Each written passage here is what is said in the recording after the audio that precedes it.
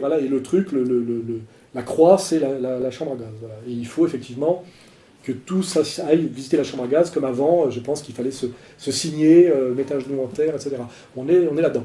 Alors, moi, je vois que les Anglais y sont allés, les Français n'y sont pas allés, et je me dis quelque part, tant mieux, parce que quand vous imaginez que dans cette pièce à Auschwitz, qui fait, je crois, 100 mètres carrés, pour que les 6 millions soient un chiffre possible, 4,5 millions d'êtres humains sont morts en moins de 2 ans, je crois. Hein. Ce qui est le plus grand prodige de l'histoire de l'humanité, si vous réfléchissez aux conditions matérielles que ça implique. Je me dis qu'heureusement que les fouleurs n'y sont pas allés, parce que quand on voit comme cet espace doit être saturé je sais pas quoi, de restes de gaz, et ça aurait été peut-être même dangereux pour leur santé.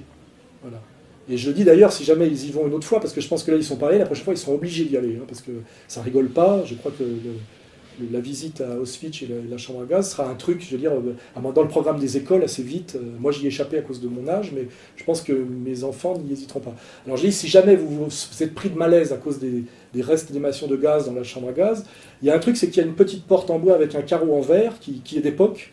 Et là je dis, je donne ce conseil, vous donnez un coup de coude et vous cassez le carreau de verre pour pouvoir un peu respirer. Et je dis d'ailleurs que c'est absolument tragique que aucun de ces 4,5 millions de morts n'ait pensé à casser cette petite vitre, parce que vous imaginez que ça aurait pu sauver 4,5 millions d'êtres humains. Comme quoi, parfois, l'ironie de l'histoire est incroyablement cruelle. Voilà.